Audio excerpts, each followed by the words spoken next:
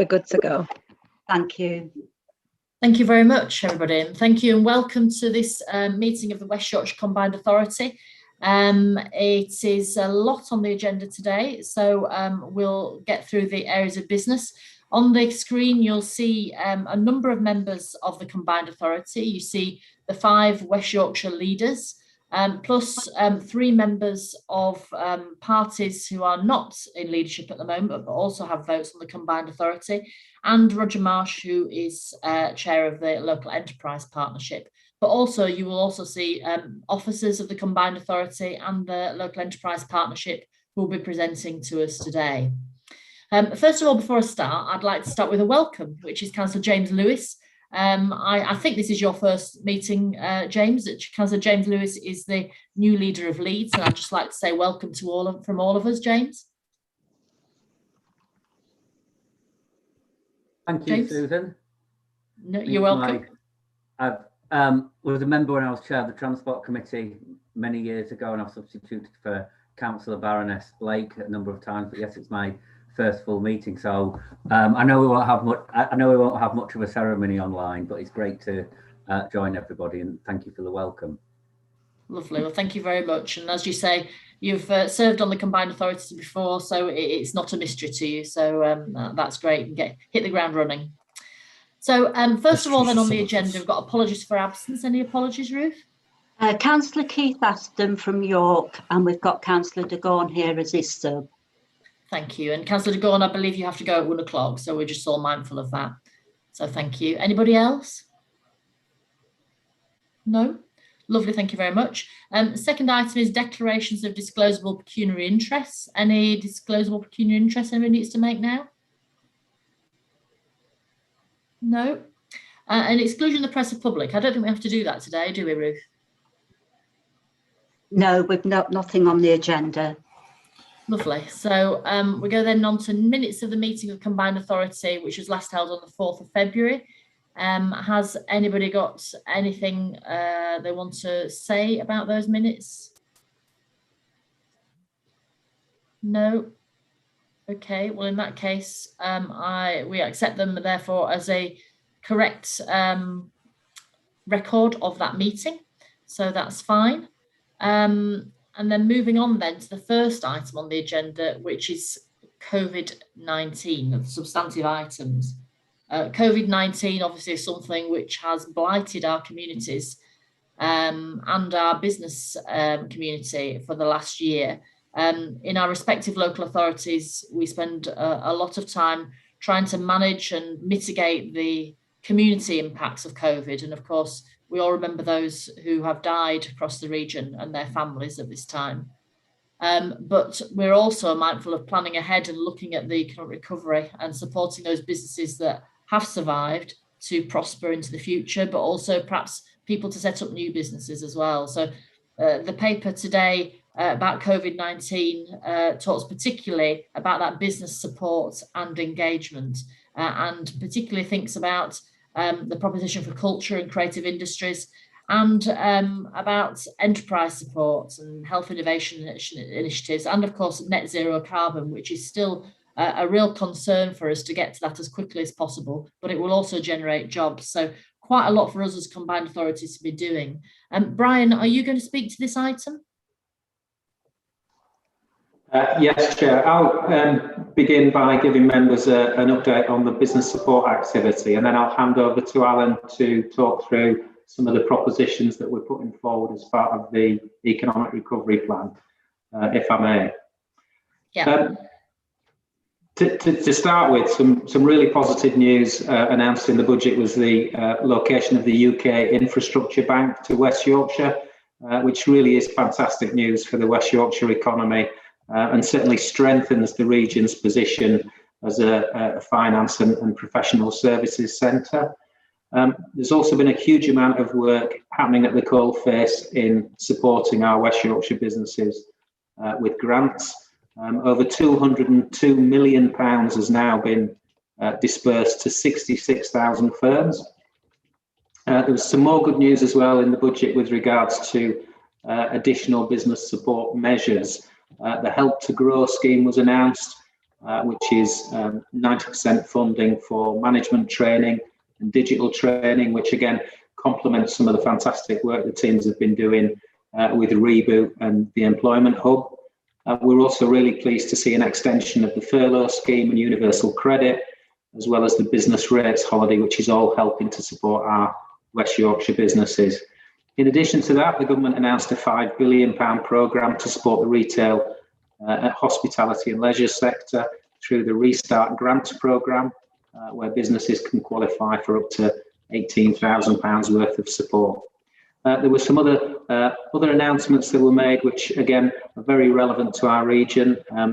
We were pleased to see that the incentive for hiring an apprentice had been increased to £3,000, which, given that the unemployment figures last week were looking at 5.1%, clearly that's very much welcomed in terms of incentivising businesses to recruit an apprentice.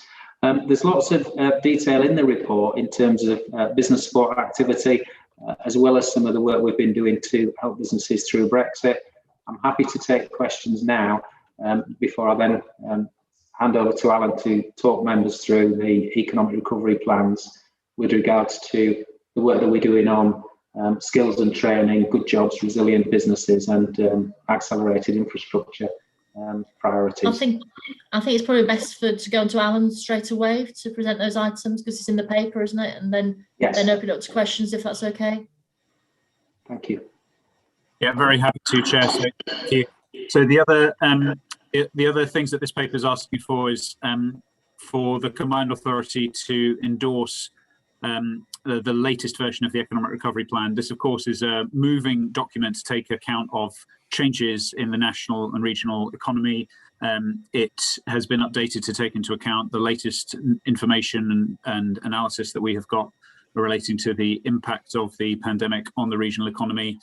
There's been an increased focus in it on job creation, and it has also taken account of national announcements that have been made and local announcements around skills and employment programs as well.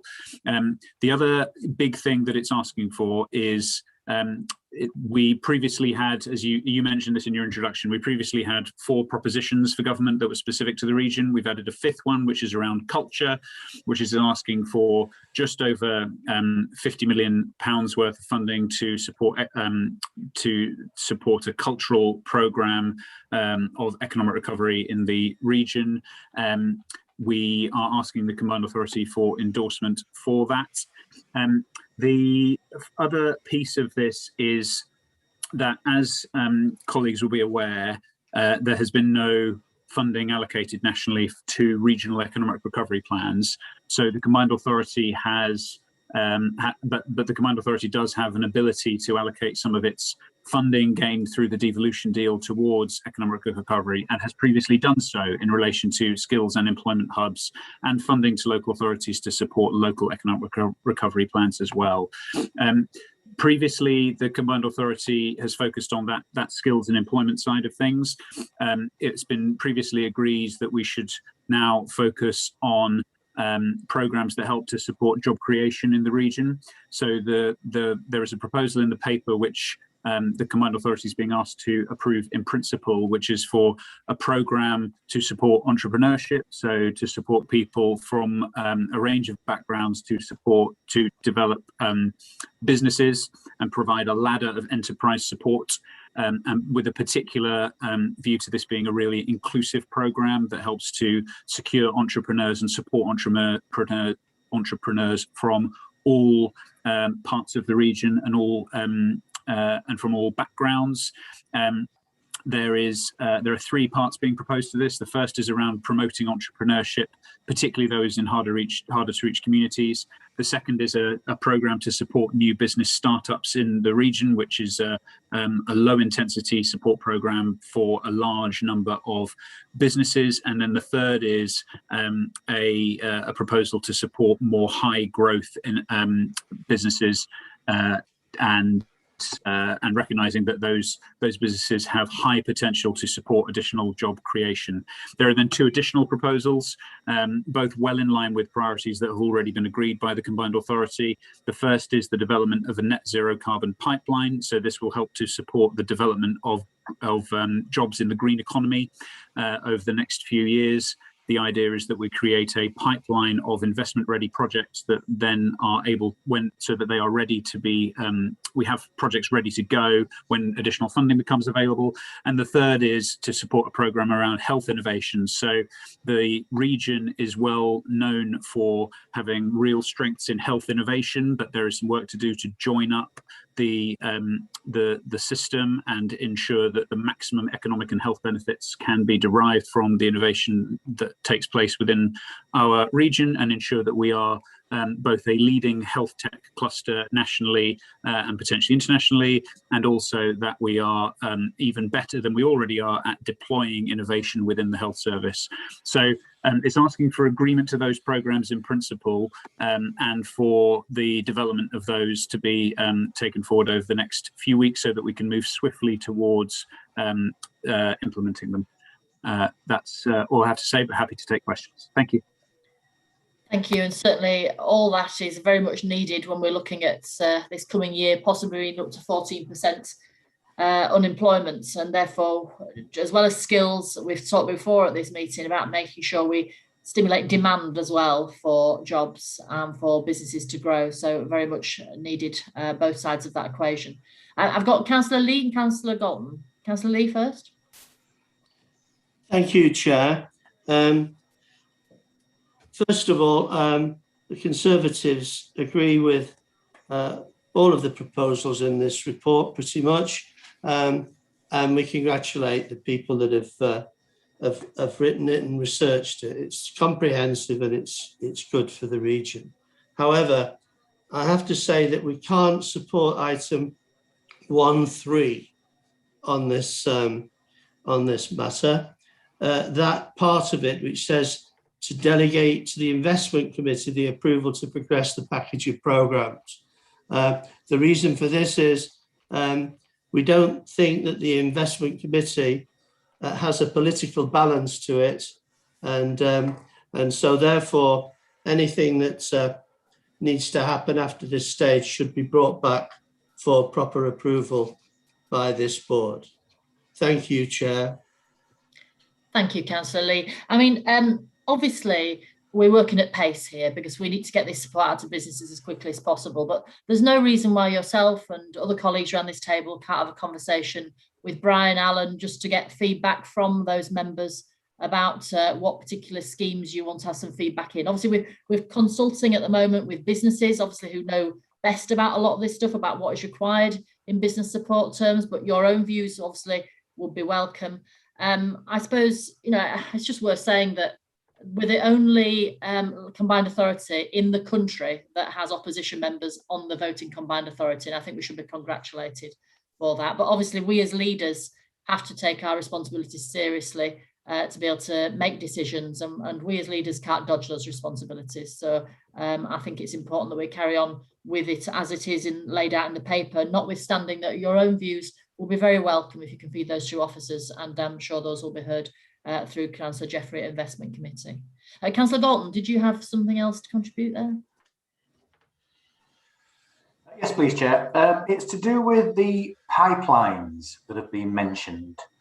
And if you look at the net zero carbon pipeline in particular, it all looks pretty vague in terms of what it is that we're wanting to pump along this pipeline. And also I'm concerned about how entrepreneurs in our sub-region access being included in this pipeline of schemes which are going to be promoted.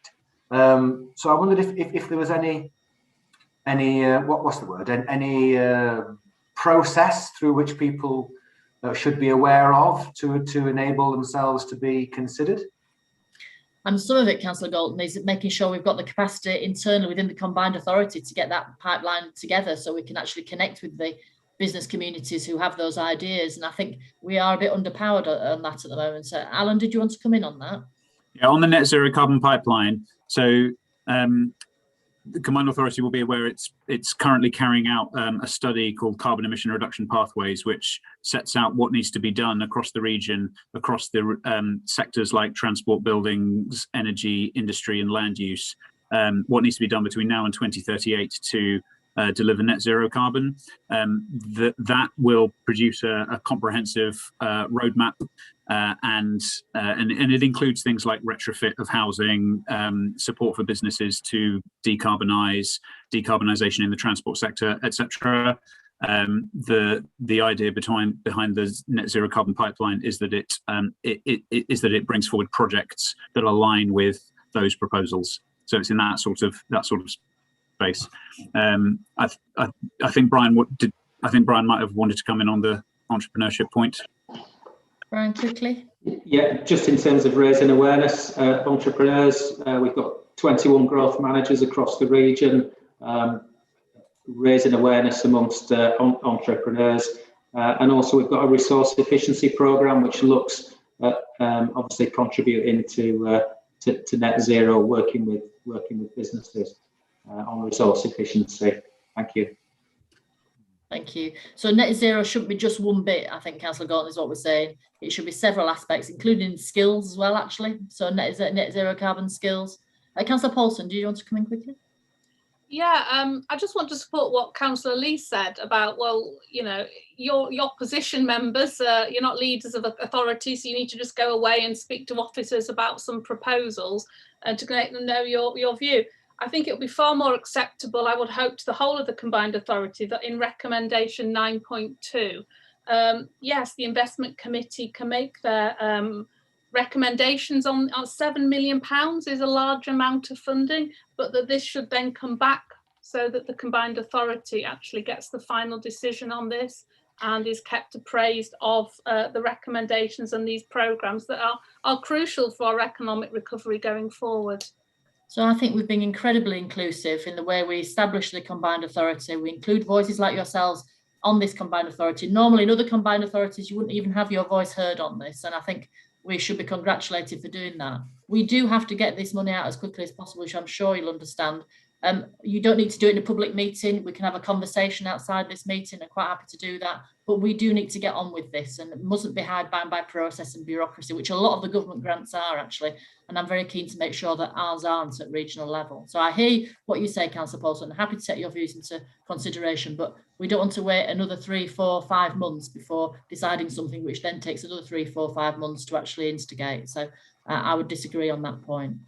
Anybody else? Any questions? Roger, would you want to come in? Yes, thank you. I don't want to get in the middle of obviously that debate and discussion, but just to make the point that we've spent the last 2 and a bit years getting organised to create and be able to start delivering to people with ideas, who have ideas, etc., through the IDE at programme, and this complements that further stage. So we have a mechanism and a process ready to go, and people who want to bring forward their ideas, and hopefully they can be quickly assessed and more importantly scaled up to global significance, not overnight but over months rather than years, so that they add to the richness of our economy. And just to reinforce your own point, Susan, around making sure we balance the supply of high quality labour, which is the programmes we've already approved, with adequacy of demand for high quality jobs of today and tomorrow's economy. So I'm grateful that we're at this stage. We are in danger, just back to Councillor Lee and Councillor Paulson, we're in danger if we can't move at pace, that the momentum, that traction and momentum we've created may be put on pause. It's not for me to decide whether that's the right answer or not. It just instinctively feels like we need to just crack on. But equally, I'm always mindful of the fact we have accountability for the application of public money. So I just wanted to just add those impartial, non-party comments, just to share the, as I say, the 2-year journey I've been on myself personally. Thank you, Roger. So any more comments or questions on this before we move on? No? Okay, in that case, I'm happy to recommend recommendations as outlined there in that last paragraph. Can I see all those in favour, please show?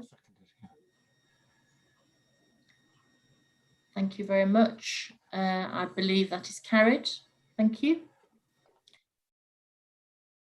Thank you. So now moving on to the next item on the agenda, which is the Single Investment Fund and West Yorkshire Investment Strategy.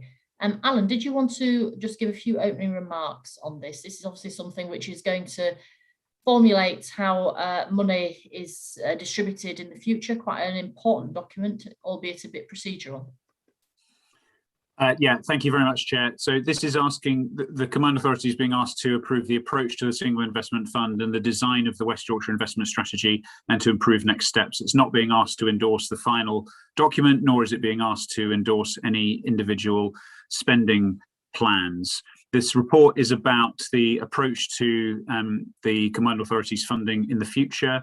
So the devolution deal requires us to create a single investment fund, which all the Combined Authorities funding flows through. The idea, as set out in the paper, is that we would create a single fund, albeit where some elements have ring fences in it. We then agree a set of priorities, which would be set out in the West Yorkshire Investment Strategy. We would develop a pipeline of schemes, which could then be brought forward as funding becomes available. And then the programs would go through the assurance framework as they do now. There are some key points to draw to your attention. So the first is the approach at 2.5, which sets out the key benefits of what we're proposing. So development of pipeline of schemes, setting against best outcomes, etc. The second is the content of the single investment fund and how the rules will apply. So we've pointed out at 2.9 that there are some funds that the funds have varying degrees of flexibility. So there are some which are completely flexible, like the gain share. There are some where they are ring fenced for a particular purpose, but are flexible in deployment, and they should nevertheless be contained within the single investment fund to ensure that the spending there is entirely aligned with our priorities and rules.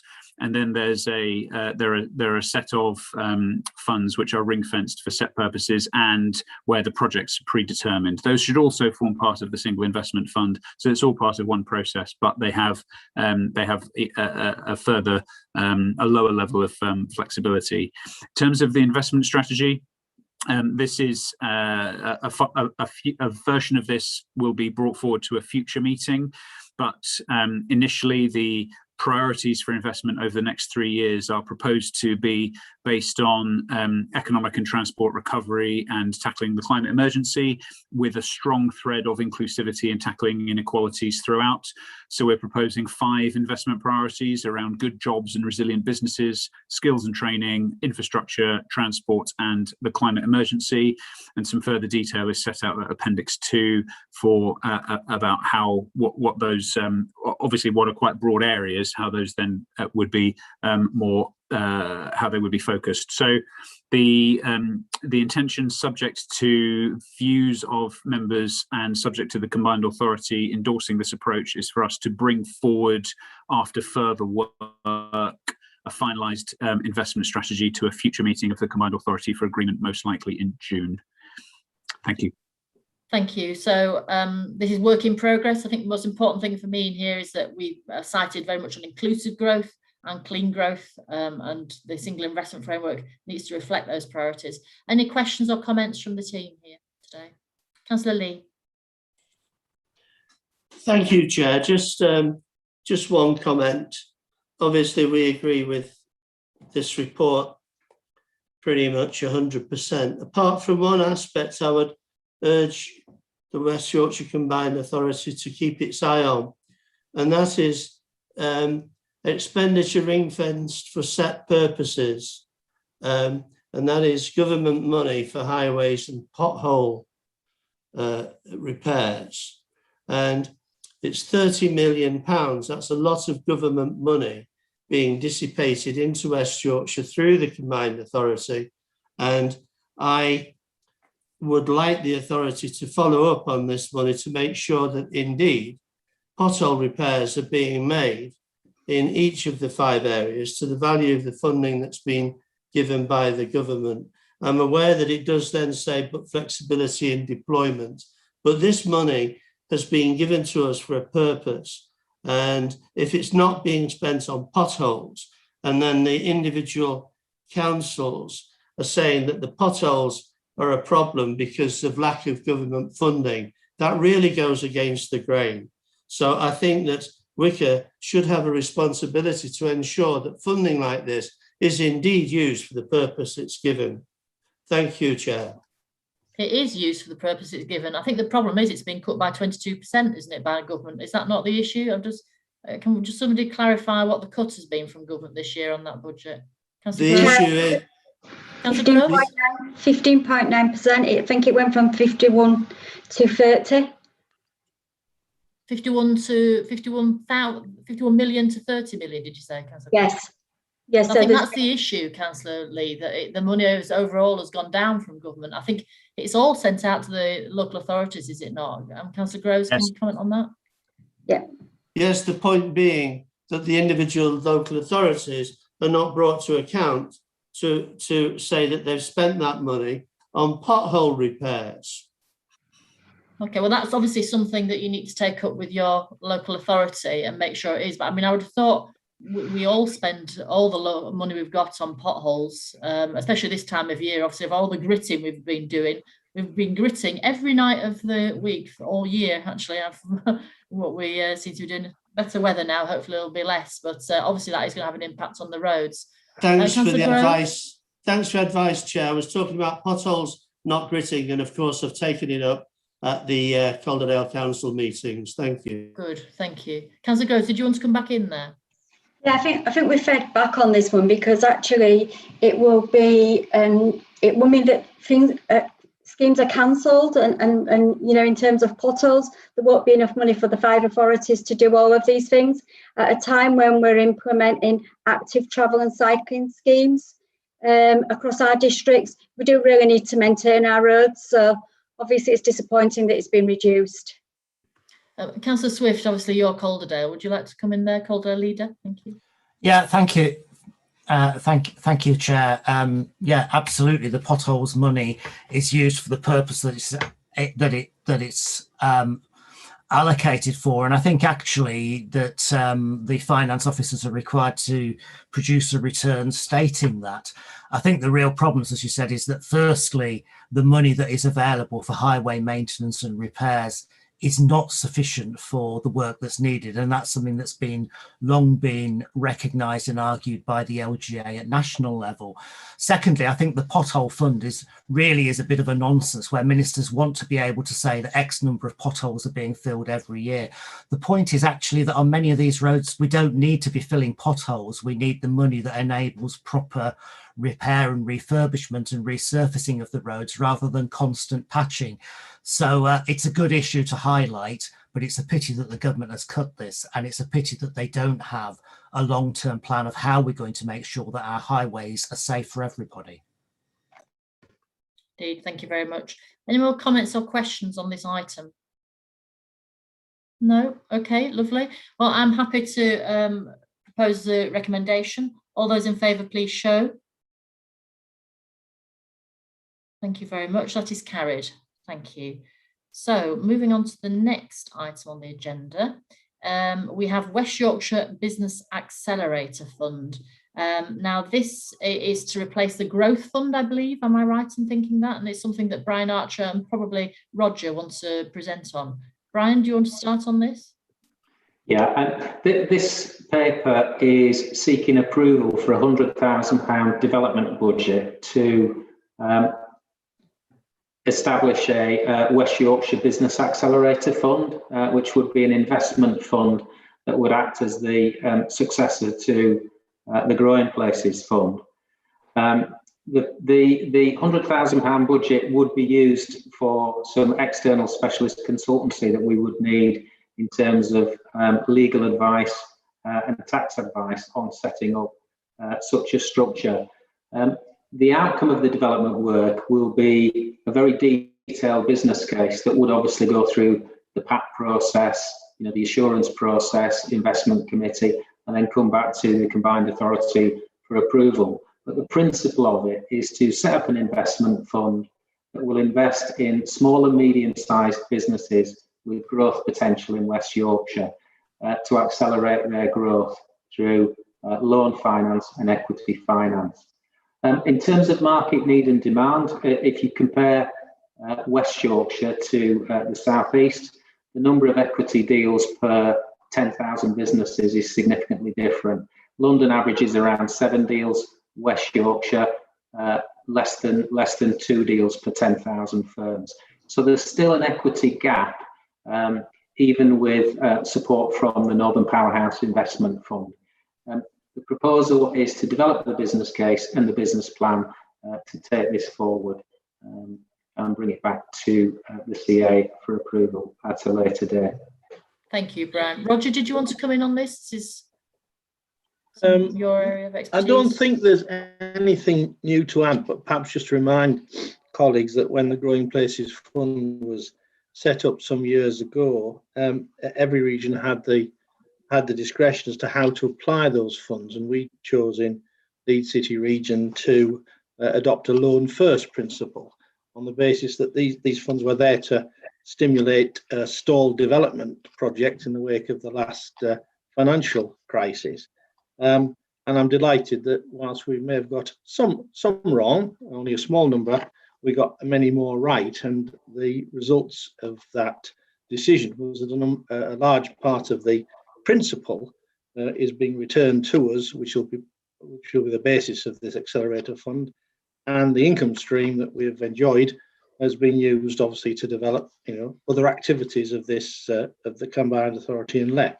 So hopefully people will see the sense of this, and it will be used to try and fill those continuing gaps, and also link with some of the other things we're talking about previously, as we recover the economy and deploy these funds again, hopefully on a continuing, revolving, but importantly growing pool of public money that we can continue to apply to the economy.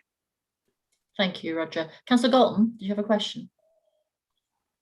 Yes, thanks, Chair. But it's in that spirit of having reassurance that public money is going to a good place.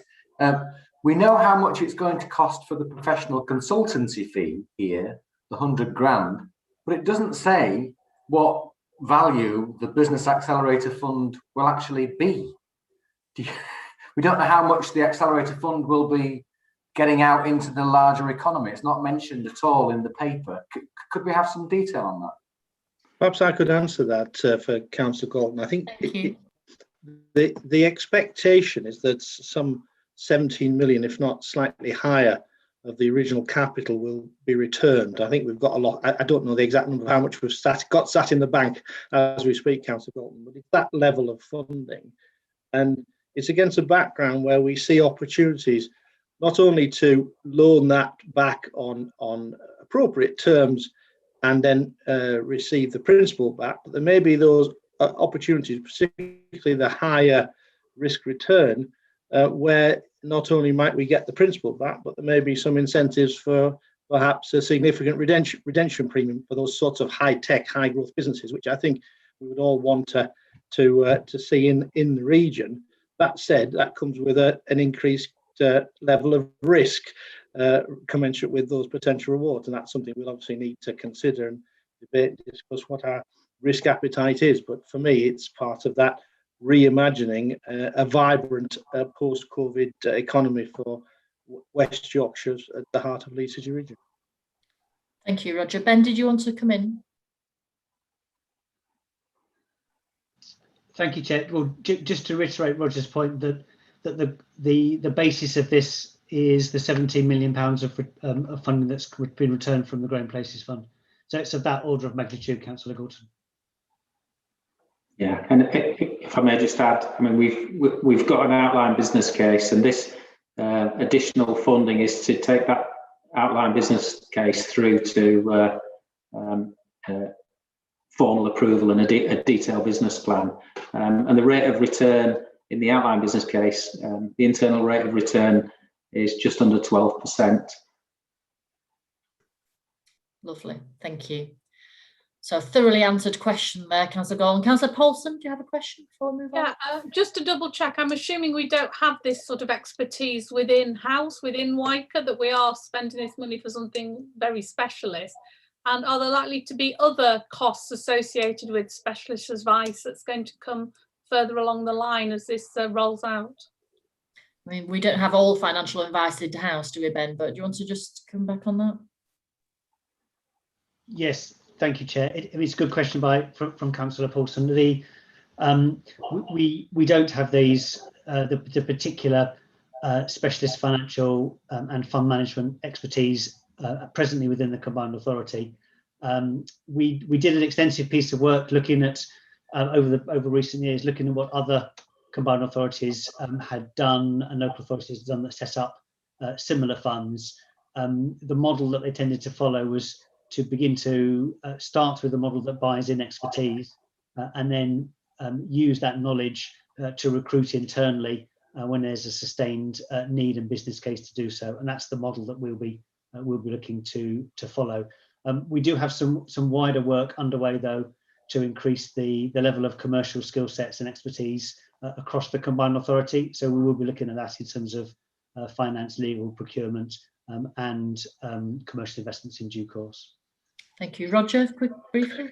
Yeah, I just wanted to add, I think also that expertise will help us, whether or not certain individuals have it from other lives, to calibrate what our risk appetite is going forward as compared to what it perhaps has been historically, because of the, as I said in my remarks, the risk reward opportunities that may present themselves, and you know, as good custodians of public money, but also try to make sure we use it as effectively as we can when the right opportunities present ourselves. And I think this will probably help colleagues on this call and beyond, just understanding where in the spectrum of no risk to completely to the other end of the spectrum where we might want to be as compared to where historically, for all the right reason, we have been, as I've said. Thank you, Roger. So any more questions or comments before we move to recommendation? Okay, so this is £100,000 to progress this work. I'm happy to recommend that. Can I see all those in favour, please show? Thank you, that is carried.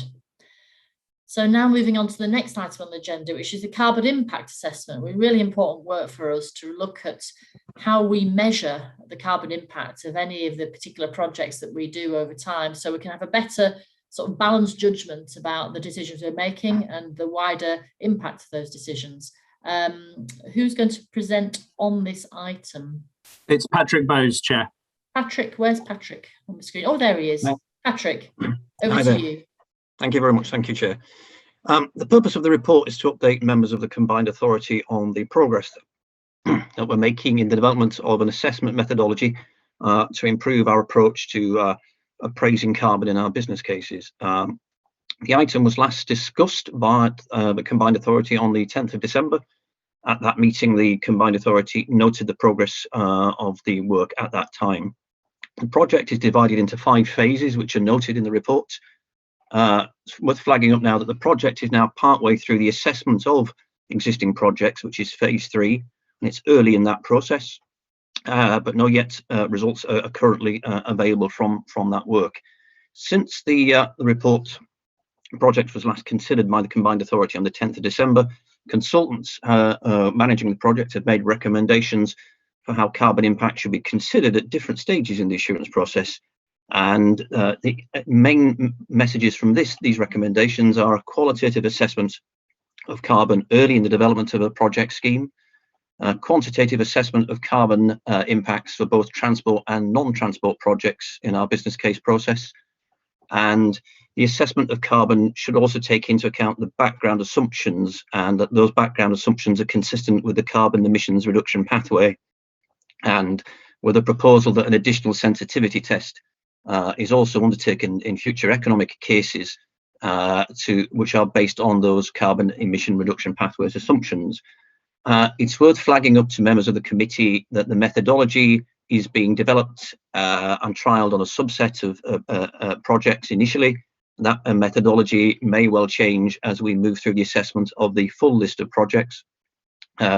Also worth bringing to the Combined Authority's attention that extensive discussions have taken place with partner councils in the development of this work, including engagement with directors of development, chief highways officers, and extensive workshop sessions with local authority officers. We've also engaged extensively with specific briefings for leaders and portfolio leads, with work led by Councillor Groves. The next steps in terms of this project are we complete the assessment of the full list of projects, and the paper sets out the kind of scope of those projects that we are looking at. Phase 4 of the project will be that we will focus on exploring a subset of projects and looking at how we might improve those projects in terms of their mitigation in the design of those projects. We will continue work on the project to incorporate the recommendations into the review of the assurance framework. And also an important part of this project going forward is the development of training materials and training support for officers across the 5 West Yorkshire local authorities and elected members.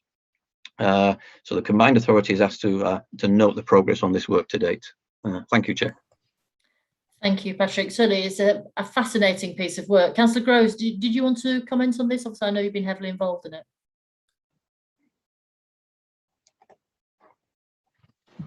Thank you, Chair. Yes, just really to say it's really early days in terms of this work, but it's groundbreaking work as far as we know.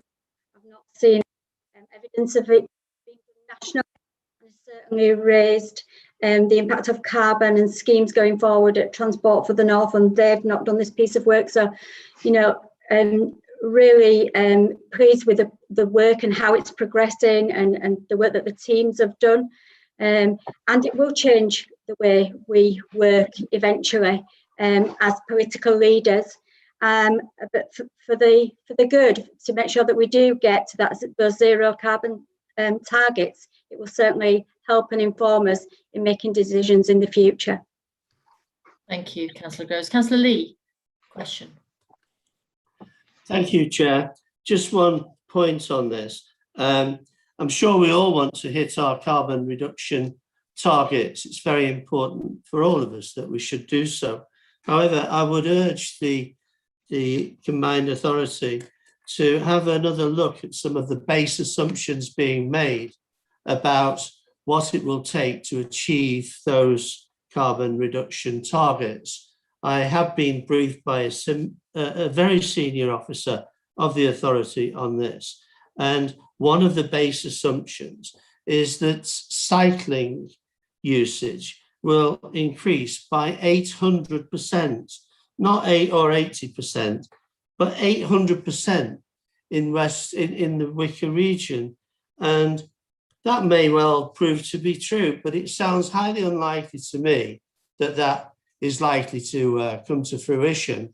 And if our carbon targets depend on that to be achieved, well, then I think it's worth having another look at the base assumptions. Thank you, Chair. Councillor Lee, I think sadly the cycling goes off quite a low base number, so 800% is probably not as difficult to achieve as you might think. But Ben, did you want to come in on that? Was it you who spoke? I heard somebody speaking then. Chair, I can come back to that. I think you've made the point that I would make, which is cycling at the moment is between 1% and 2% of total mode share and trips. So it doesn't require a great number of absolute increase in cycle trips to lead to a large percentage.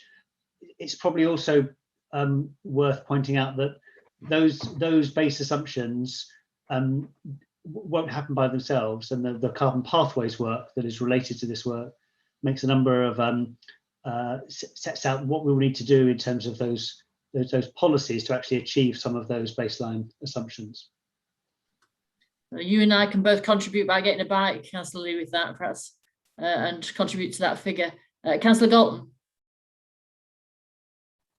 Yes, Chair. I think the value of this paper is to ensure that decision makers like us are being honest with ourselves, and therefore, if we are going to invest our money, that we put it into interventions and investments which are proven to make a significant impact on the climate emergency. And in terms of us reaching net zero and whether or not we'll achieve 800% cycling, I think it's also an issue which should be addressed by local authorities who are our constituent members. Those are the primary drivers for net zero in localities, and the combined authority is meant to be adding value onto those plans which are already in place, and doing so through prudent economic investment. We're not going to create a zero carbon West Yorkshire by 2038 on our own. This organisation simply has to make sure that it doesn't duplicate what she's being delivered by local authorities, and actually adds value. And this kind of measuring, which is in this paper, is something which I think is very positive. Indeed, it's all about collaborative action, isn't it? We can't change the world on our own, we have to do it together. So the more we can collaborate, the faster we go. So I'm not seeing anybody else indicating. So with that, then, I'm happy to propose the recommendations in the paper, which I think is just for noting, perhaps even. But please, can I just see all those to show? Please show. Thank you very much. That is carried, I think, if it needs carrying. And then we'll go on to then the next item on the agenda, which is Inclusive Growth Framework. Councillor Pandor, you've been leading and spending a lot of time on this work recently.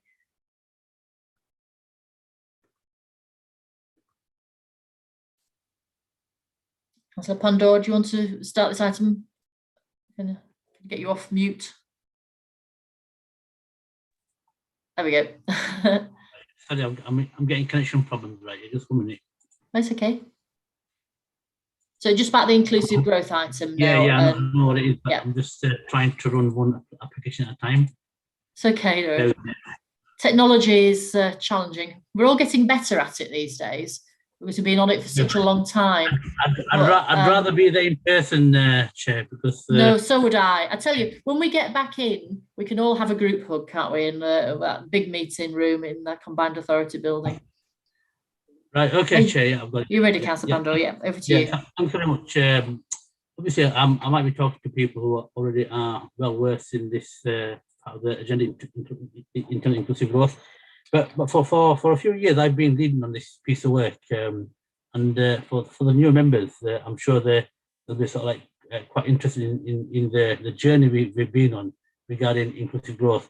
And I think going back to Councillor Lee, what he was talking about in terms of back in his local authority area, I'm sure himself and other members will know exactly what sort of issues we face as local councillors in our wards. Because on the one hand, we've got normal business and inclusive and people engaging, quite rightly so, but there's also quite a big proportion of our communities where you've got years of deprivation, years of poverty, and basically trying to actually make sure that everybody gets a leg up and we start leveling up, and we start to address the skills agenda, the employment agenda, the training, and the business and the enterprise. What we do as a local authority is great stuff at a local level. But one thing that this pandemic has actually shone a light on is you know, the amount of deprivation that there is in West Yorkshire. It is staggering. I know Roger's been doing some good work at LEP, and I know Roger might want to come in later on. But it's really heartening to hear last meeting where Roger and the chair of the big panel, Andrew, and other members singing from the same hymn sheet. Because I think this is one of them things where you don't exactly know what to do, but once you actually see the light and once you actually know where to address your resources, it's like the paradigm shift. Everything is very, very clear.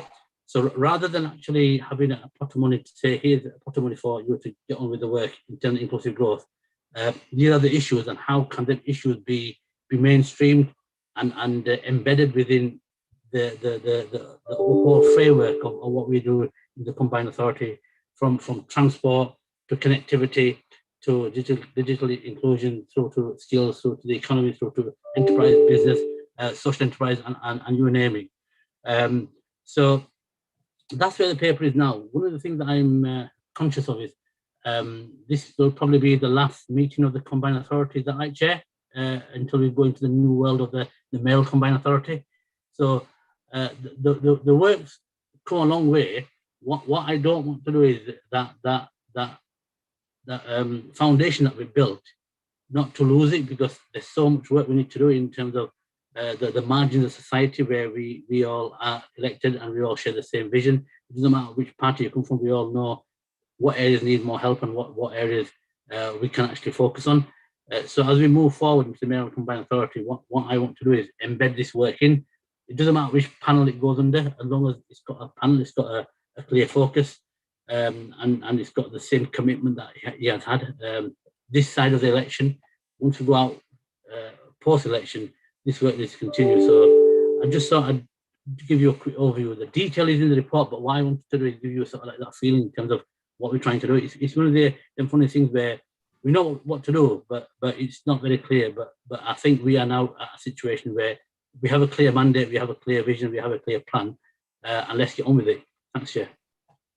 Thank you, Councillor Pandora. And I absolutely agree with you that inclusive growth is something which shouldn't be just one siloed part. It needs to be across absolutely everything that we do. Because if we don't do that, then we're failing the people we represent. And a happier society where people were more equal, more able to fulfil their potential, and could breathe easily and go around without worrying about carbon sort of impacting on their environment. So that's the vision we have, and that needs to be throughout everything we do. So thank you for all the work you've done on that, really pushing it to the fore. Alan, did you want to say anything? Where's Alan? Oh, there he is. Alan, did you want to say anything further to what Councillor Pandora has explained about this paper? Well, there are two things I would add, Chair. One is to that point about inclusive growth running through everything. The Combined Authority already has inclusive growth implications written into every report. At the last LEP board, it was agreed that inclusive growth implications would now be written into every LEP board report and importantly, every advisory panel report as well, so that there is inclusive growth built into essentially everything that is coming forward through the CA and the LEP. The second thing I'd add is that the investment priorities in the West Yorkshire investment strategy, which you looked at an earlier item, that has inclusive growth writ large throughout it and tackling inequalities as a headline aim. And the third is that this sets a framework for inclusive growth. Actual proposals and funding propositions will come forward to the Combined Authority at a future date. I think that's mentioned in the paper as well. Thank you.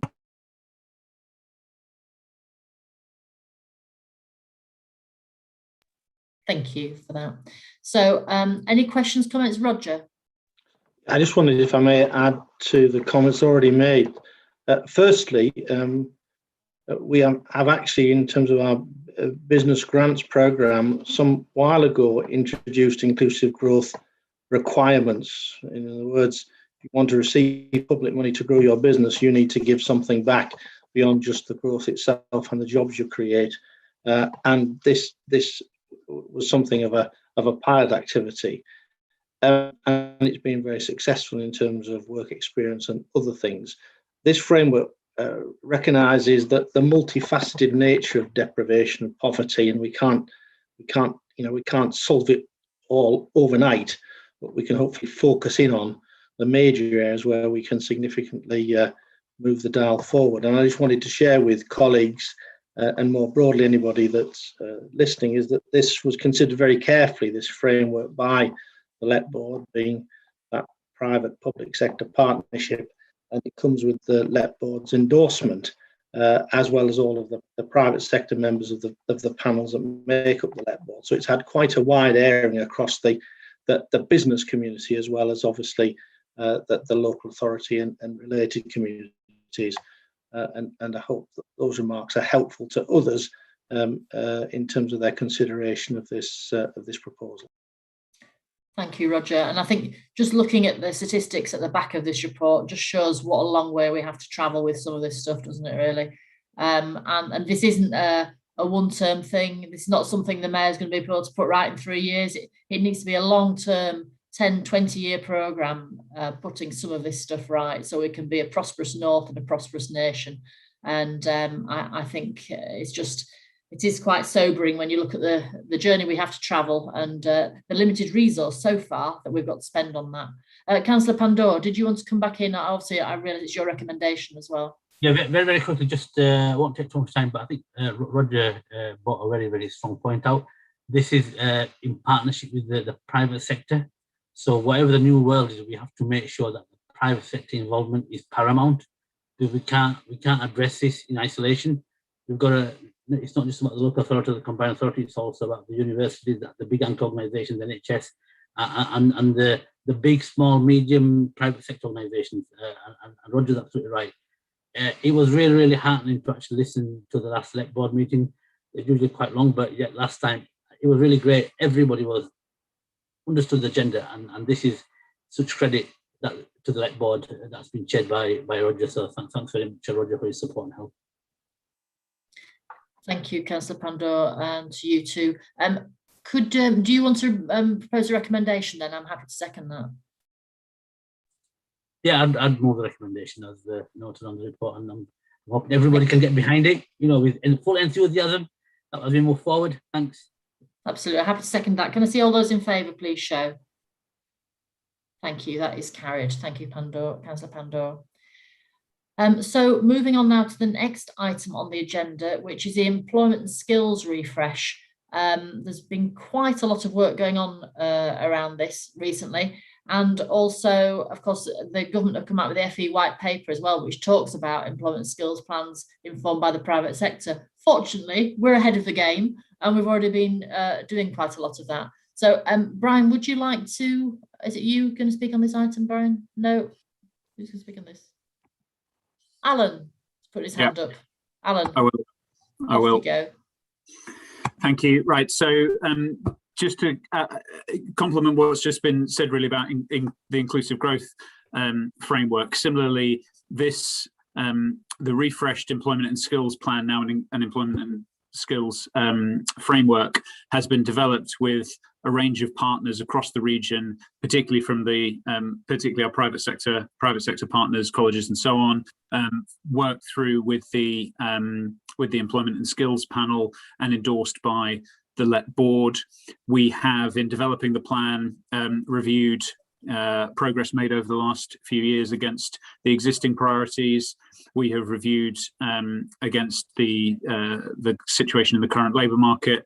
We have included the findings from the Future Ready Skills Commission, of course, and we have run consultation and engagement activities with over 300 people, including a Your Voice survey. And we haven't also, I should mention, we haven't just done this with the Employment and Skills panel. We've developed it with other panels from within the LEP as well, so including the Business Innovation and Growth panel too. The new framework has got 5 priorities in it, which are around quality technical education. Secondly, great education connected to businesses. Thirdly, around accessing and progressing in good work. So that's really important from an inclusive growth perspective. Fourthly, creating a culture of investment in workforce skills so that in our region, our businesses are brilliant at investing in our local people.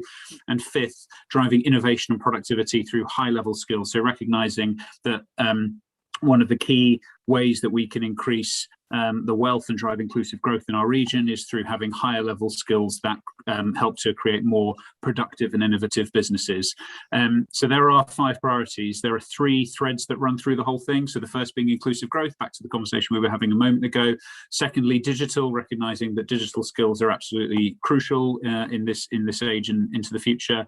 And thirdly, back to a theme that we were also talking about earlier around transitioning to net zero carbon, where we recognize that in order to hit our target of becoming a net zero carbon region and tackling the climate emergency, we're going to need to have many more people skilled in that area. So we are presenting this to the Combined Authority for endorsement as part of the Strategic Economic Framework, and happy to take any questions. Thank you.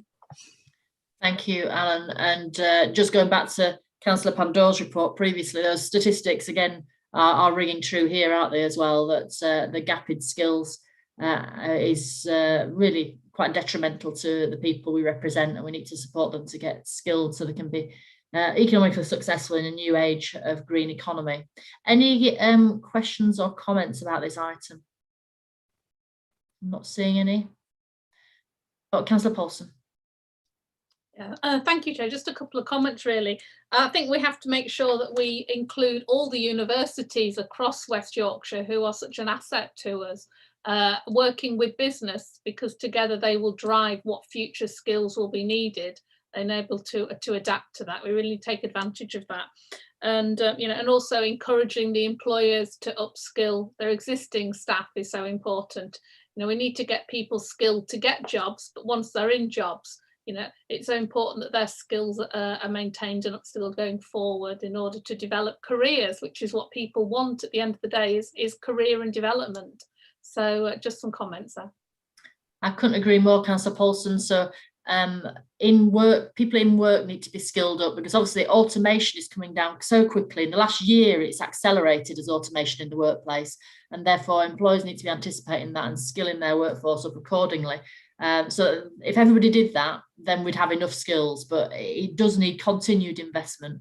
You would always pay to be replacing machinery, etc. You need to also think about, you know, making sure that your employees are upskilled. And also, Roger Marsh, this apposite question from Councillor Paulson, because of course we had a meeting with the University Vice Chancellors last week, didn't we, you and I? Did you want to comment a little bit on that? Indeed, Chair. I wanted just to share with Councillor Paulson and others the fact that we have continued that collaboration with the universities across not only West Yorkshire, but including our friends in York as a city region narrative.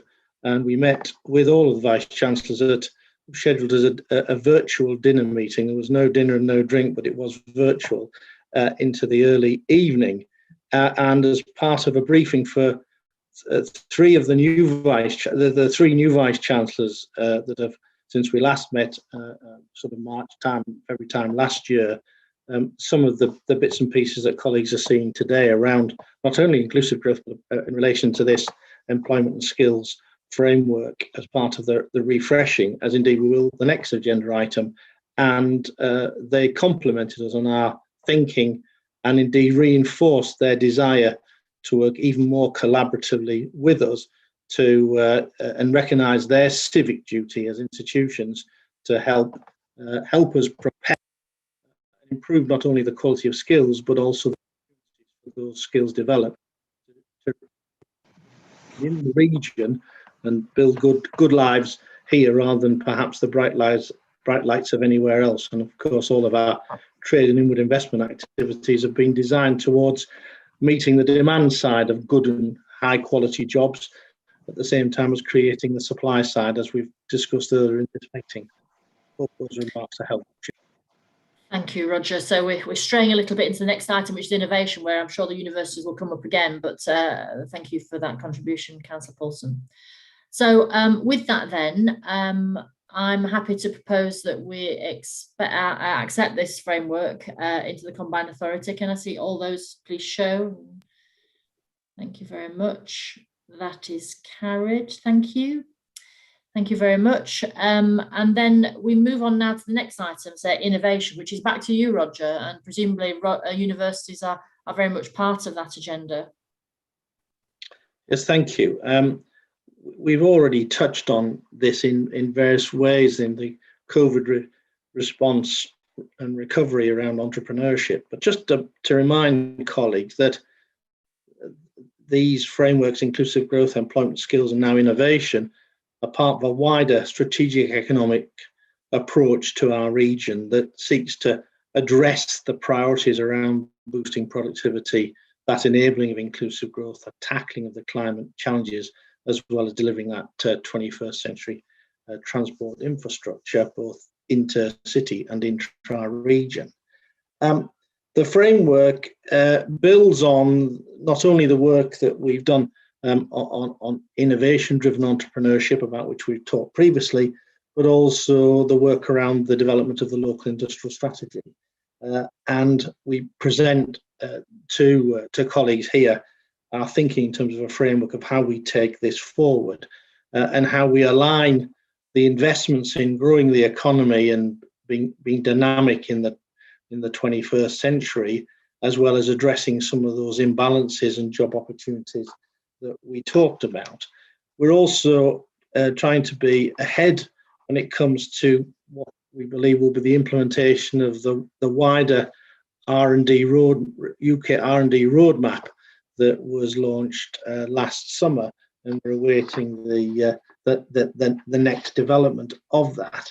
And as the framework sets out, but I'm not going to repeat them, complementary priority areas that we've already touched on to make sure that not only are we creating that vibrancy of economy across all of the various facets of it, but in so doing, we're actually improving ultimately the quality of everybody's life over time. So these are all parts, segments in a wider strategic economic framework, orange for want of a better descriptor, and I hope people will forgive me because I couldn't quite think of the best one to use, but they do all fit together in the same way as back 6 years ago we developed a strategic economic plan for the region, which we've then implemented several hundred millions of pounds of investment, the like of which we all know. And I'm not going to take any further time, Chair, to exemplify, but hopefully it's clear what's been achieved to date, for good or otherwise.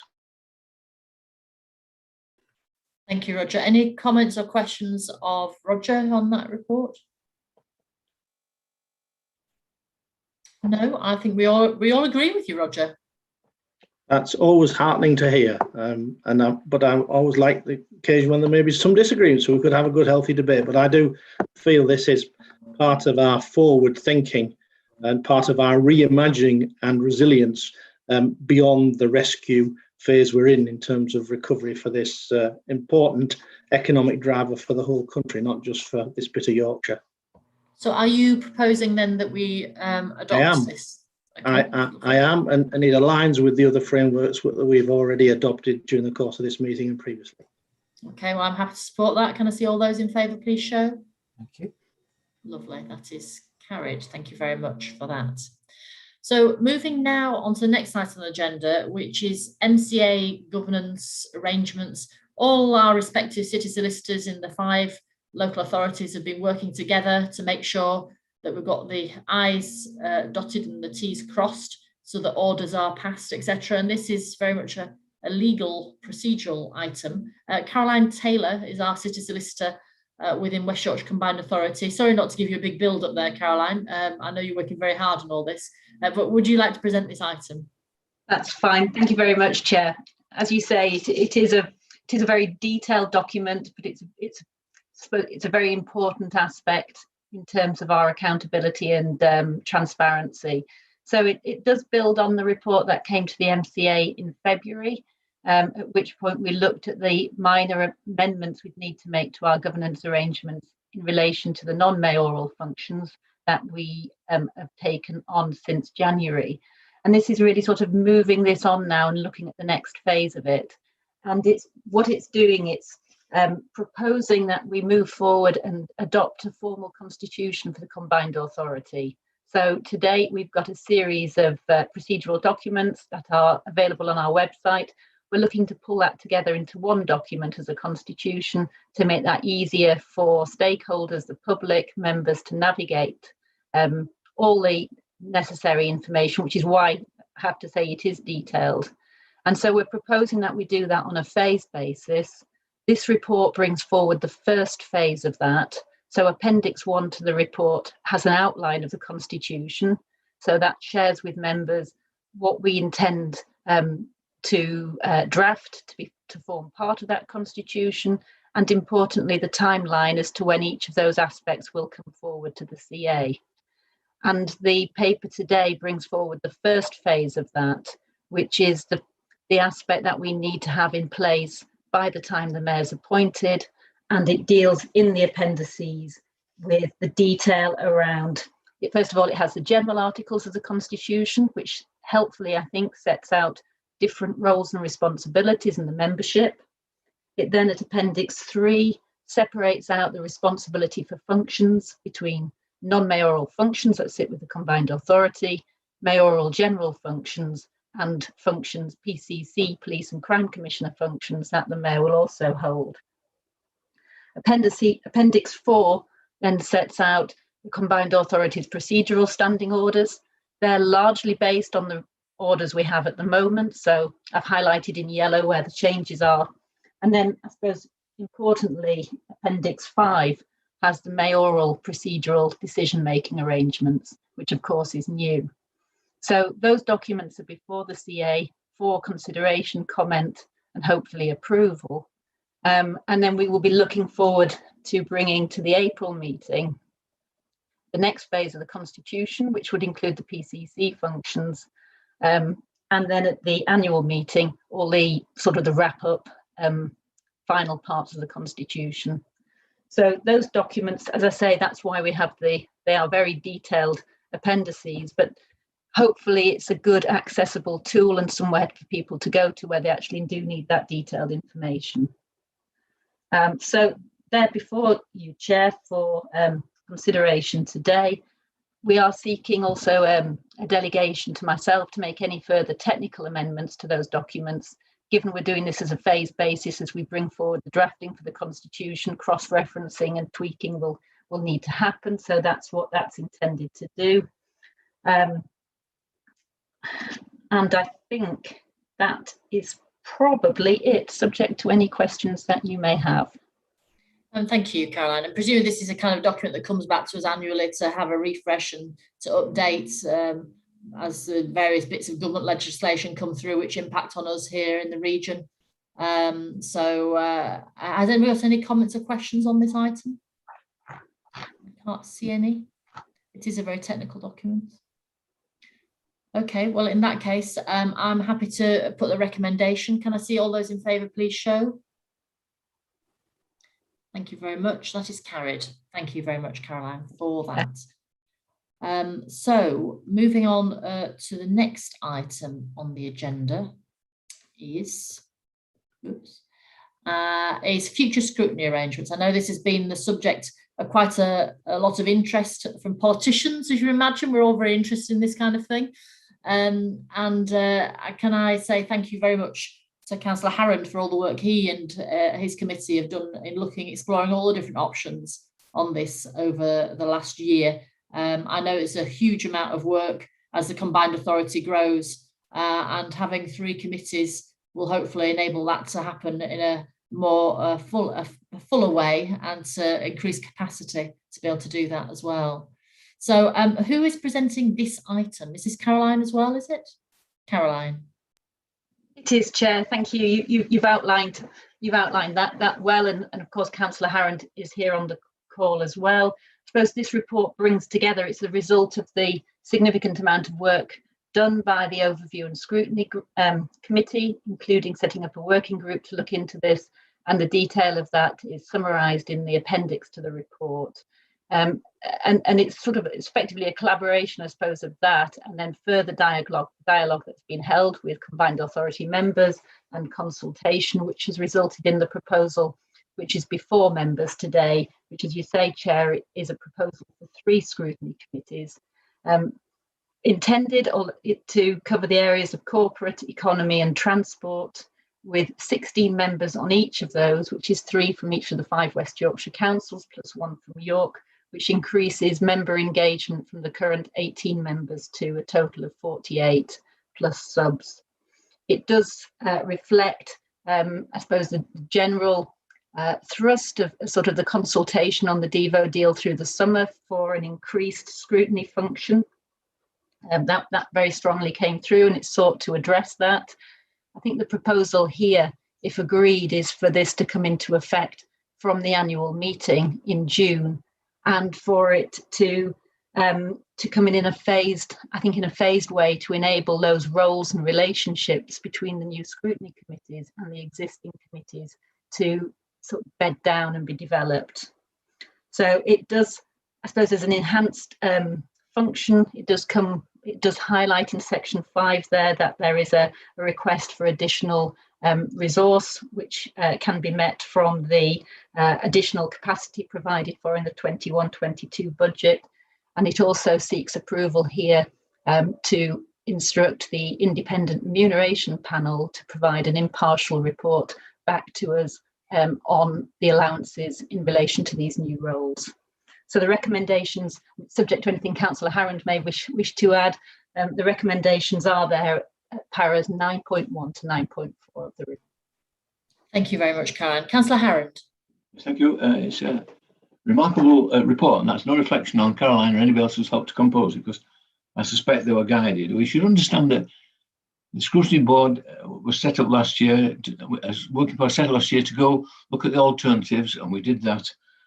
And we came up with a set of proposals which had the support of all but one, I think at the most one, maybe half of one of the members of the Scrutiny Board.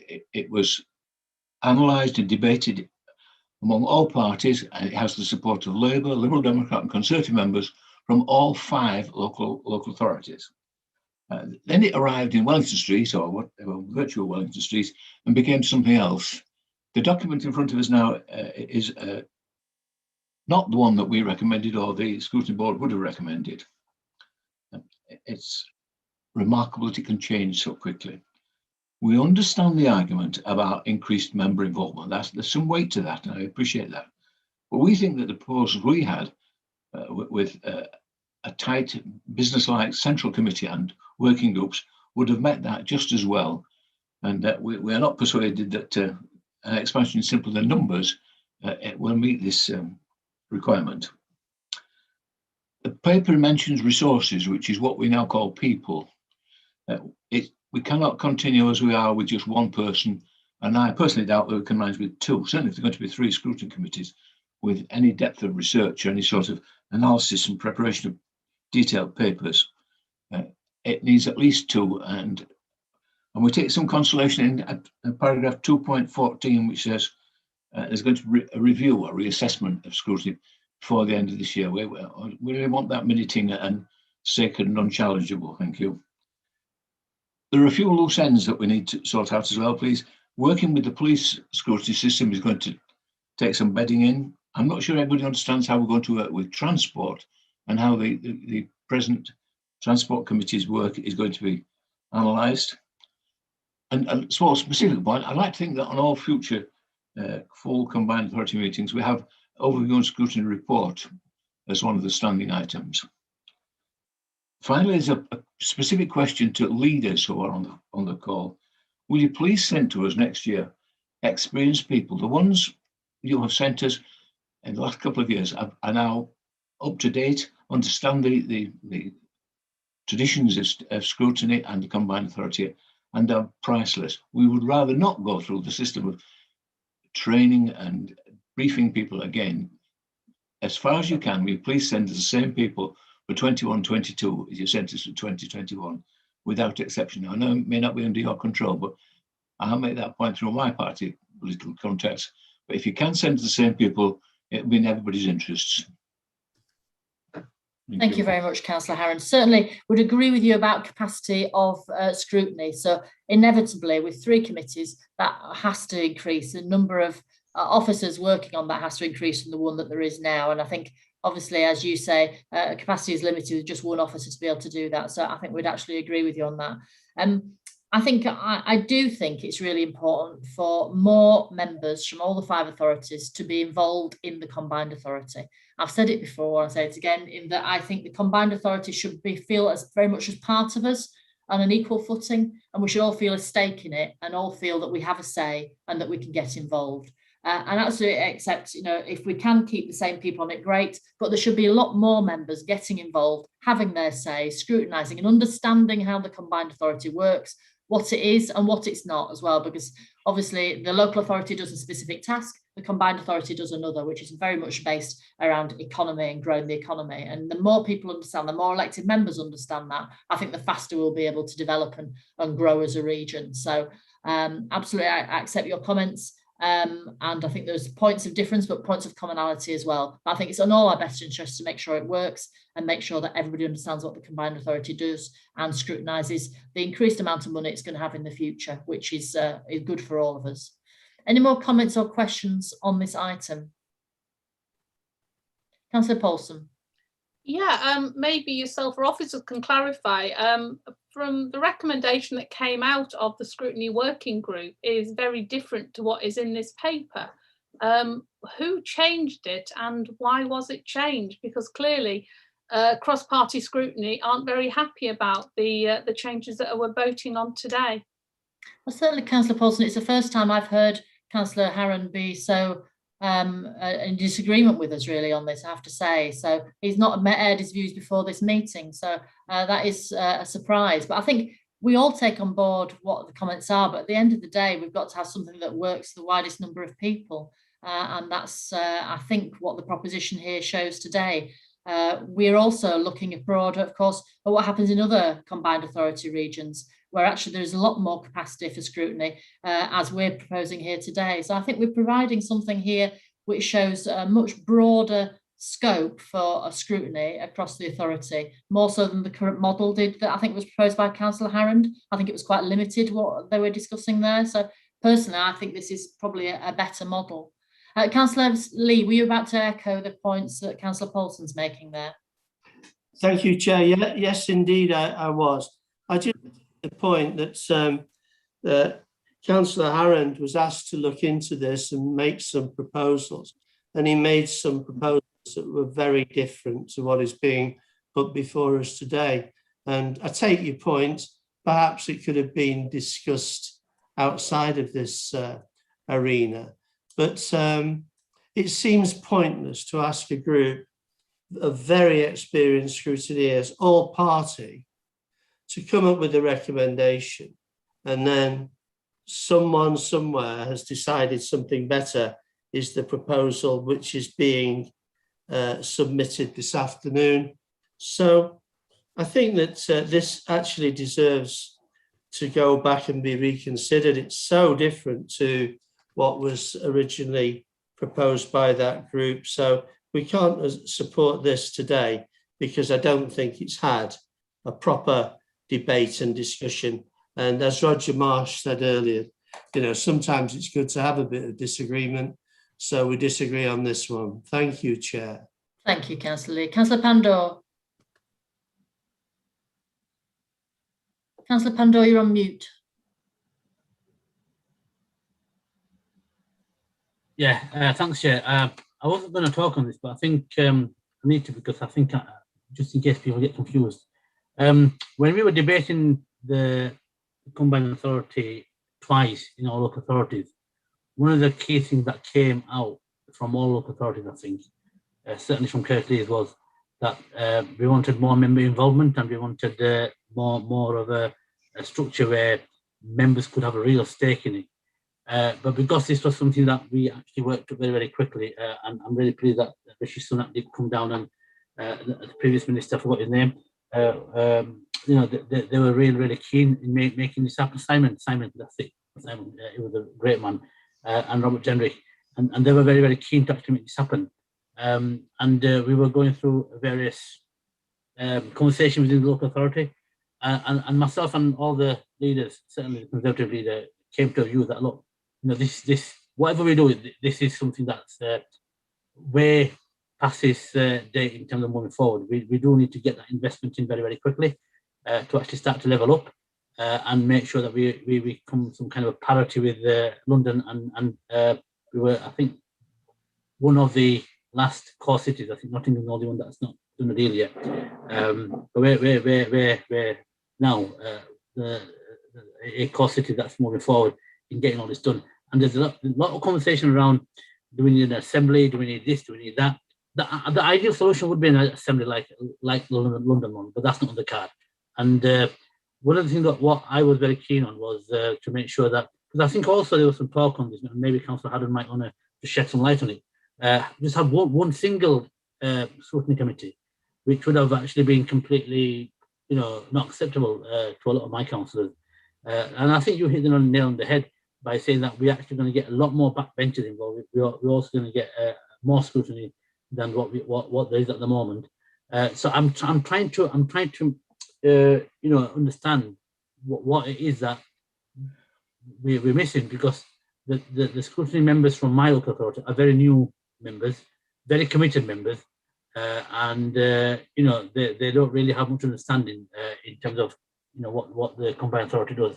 What I'm trying to do is get more involvement, not the usual suspects that we have in our local authority, and unless I'm missing something, Councillor Haran, you know, we are trying to broaden the scrutiny role and broaden the engagement.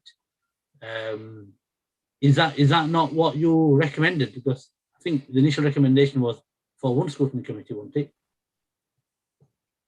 Yes, Councillor Pandor is saying we want more scrutiny, not less, and we think the model that was proposed didn't provide enough scrutiny, which actually we as leaders obviously makes us obviously more open to scrutiny. We have more people scrutinising us and more leaders scrutinising us. So believe me, your model would have been easier for us to accept, actually, from that point of view. But we're being quite grown up about this and thinking that it needs a broader scrutiny across more people. So it might be an idea if I can just. I'm getting confused because I thought the original proposal was just one scrutiny, and to put the work of the combined authority on the shoulders of one panel, especially that the amount of work is going to be huge. Can Councillor Haran just clarify that, because I'm genuinely getting confused.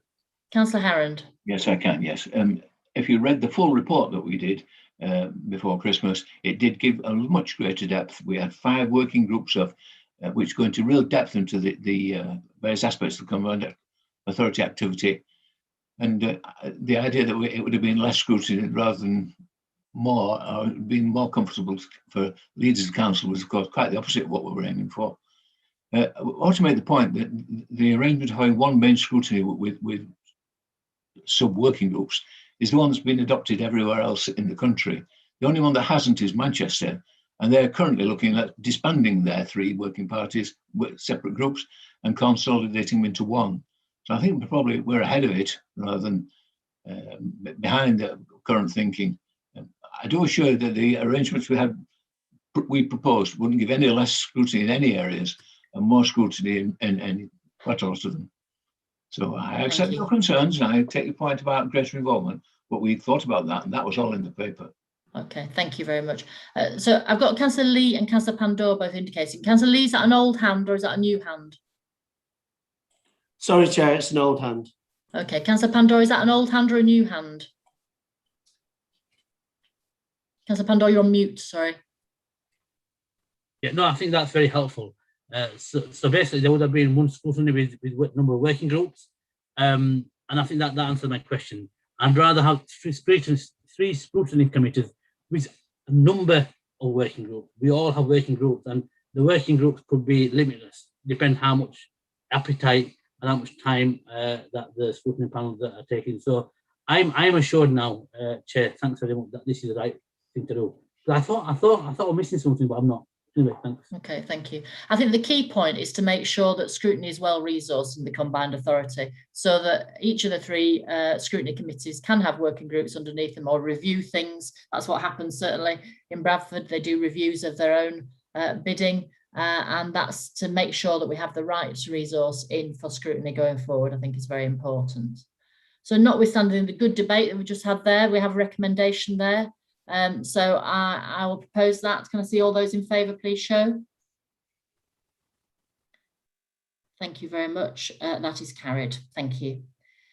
Moving on now then to the next item on the agenda, which is, let me just have a look, governance arrangements. And I believe that revisits what we said at the beginning of this agenda item, Caroline, in that we're officially making sure that Councillor James Lewis and his deputy are properly transcribed onto the combined authority decision-making framework.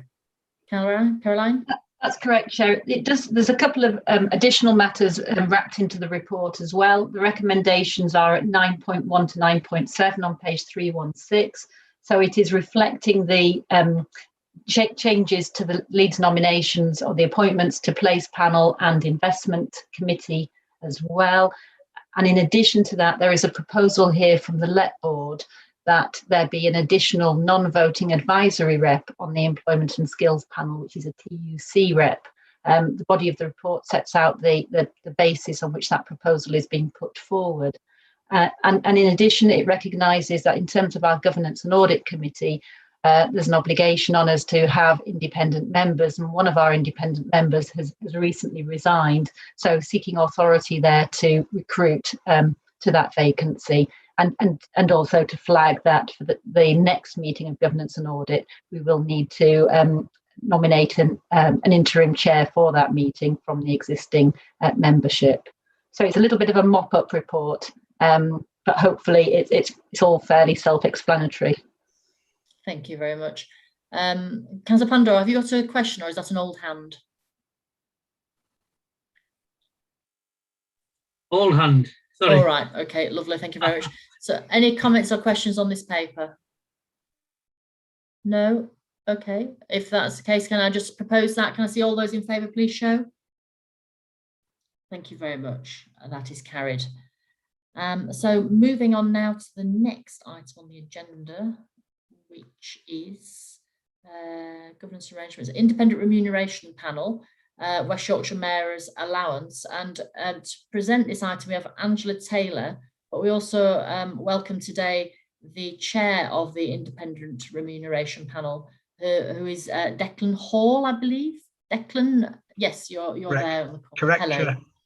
Welcome to the meeting. Angela, would you like to start off this item? I would. Apologies, it is Caroline again. Oh, on it's this Caroline one. again. It's Caroline Sorry, Rose Caroline. show today. Sorry, Stuart, have you got a question for this item before we start, or? Chair, it was just to say I feel I should abstain on this item as somebody who could potentially benefit financially from it. Okay, fine. I mean, just Caroline, is that okay for Councillor Dalton to do that? I'm not sure it is a pecuniary interest at this moment, but I can understand him wanting to be transparent about the process. That's fine, and we'll make sure that's recorded in the minutes as well, Councillor Galton, for transparency. There's very little for me to say, I think, in terms of introducing this, other than to say that with the introduction of our first mayor, the first West Yorkshire mayor following the elections in May, the order that puts that in place also enables that role to be a remunerated one, subject to two conditions. And that is, firstly, that the combined authority has considered a report by an independent remuneration panel, which makes recommendations for such an allowance. And secondly, that the allowance paid does not exceed the recommendation contained in that report.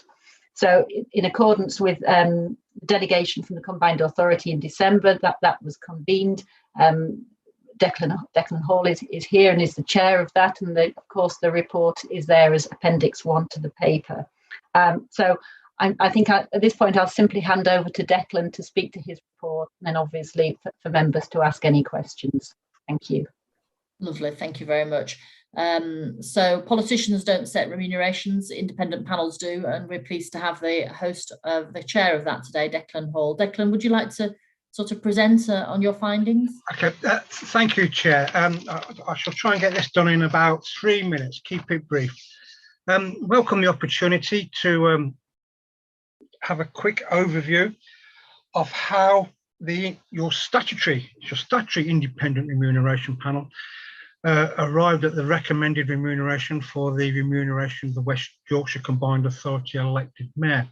How the independent remuneration panel approach the review? Well, there are three main strands, really. We spoke to a cross-party section of authority members, and plus the LEP chair, to obtain a sense of the issues that they felt we as a panel, independent remuneration panel, should take into account, should consider.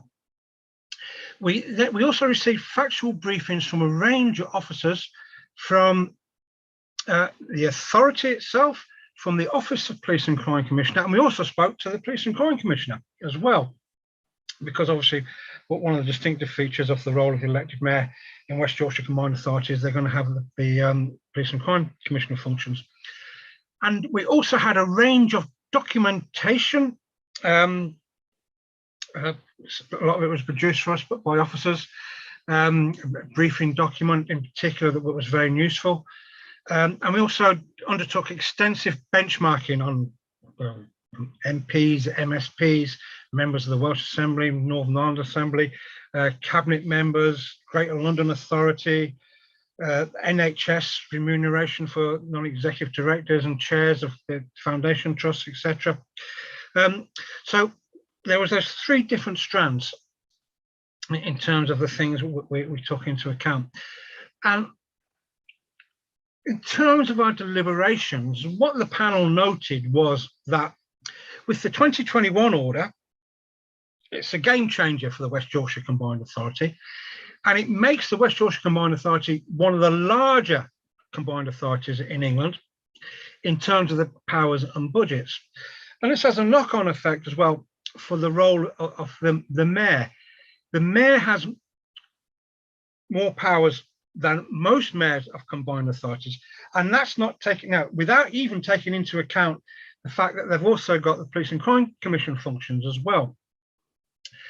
But we also recognise that the role of mayor, and of course, the part of the problem is this: we're trying to make a recommendation without actually having experience of the role. So, but this is what we did. We did conclude that the role of mayor, of course, is going to be bigger than just the sum of the formal powers. The mayor will have these, what the panel deemed to be soft powers, deriving by virtue of holding elected office across West Yorkshire. And a good example of this is the high profile of the regional mayors, combined authority mayors during the COVID crisis, vis-a-vis standing up for their regions, vis-a-vis local central government.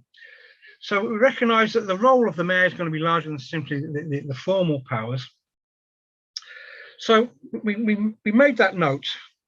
Large authority, role of the mayor is powerful, has Police and Crime Commission functions, which is it's not unique, shares with Greater Manchester Combined Authority. Then we looked at relevant benchmarking, and we noted that the West Yorkshire Police and Crime Commission gets £100,000 per year. And we thought, well, that's a logical starting point for the panel, independent remuneration panel. And we looked more closely at the remuneration of other combined authority mayors.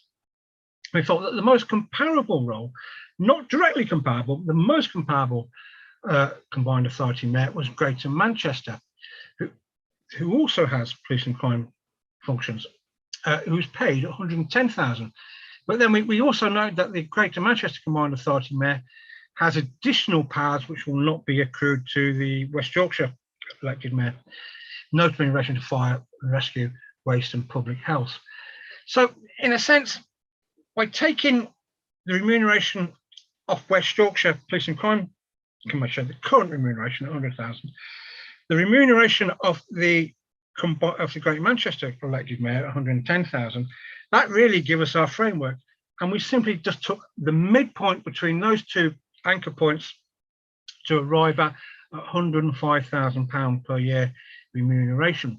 But also noting that, unlike the Police and Crime Commission remuneration, the mayoral remuneration is not pensionable, and we were also had in the back of our mind, aware, if anything, if we decided we were going to err either on the side of caution or on the side of generosity, I think we decided erred on the higher side, because, as was pointed out earlier on, as an authority, you can't recommend or adopt a figure higher than what we recommend, although you can adopt a lower figure. So I think we have that in the back of the mind. And we also recommended that the allowance should be indexed to the annual percentage cost of living salary increase that's applied each year to officers, as is typical back at your own remuneration back at the districts. And in a nutshell, Chair, that is how we arrived at the recommended remuneration for the elected mayor of West Yorkshire Combined Authority, based upon the evidence available to us at this particular juncture. Thank you. Thank you, Declan. And that's a bigger nutshell than I was anticipating, but you explained that in quite some detail, so thank you for that. Any questions or comments on this item? No? Okay, well, in that case, I will propose that we accept the recommendation. Oh, Ben, did you want to come in there? Chair, just to say that we will need to consider the issue of indexation that Declan's just raised and add that into the minutes if members are content with that. Yes, is that part of the recommendations then? No, I mentioned it because I don't think Caroline can confirm, but I don't think it is. It's in the report. I don't think it's in the paper. Is that? So Caroline, can you just confirm that should that be added into the recommendations? It should. For timing purposes, the cover report was written before we saw the recommendations from the IRP, and there are two recommendations. One is in terms of the amount of remuneration, which is recommended at 105,000, and the second recommendation at para 44 of their report is around index linking that. So yes, we'd be looking for a decision on both those points from the combined authority. Okay, so I will propose that. Can I see all those in favour, please show? Thank you very much. That is carried.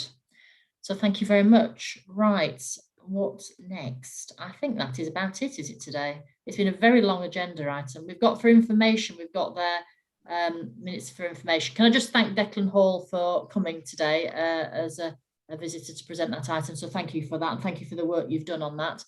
Can I therefore thank everybody for their attendance today, and thank you for your contributions, and let's get on with it. There's a lot of work to do after all those decisions, so thank you.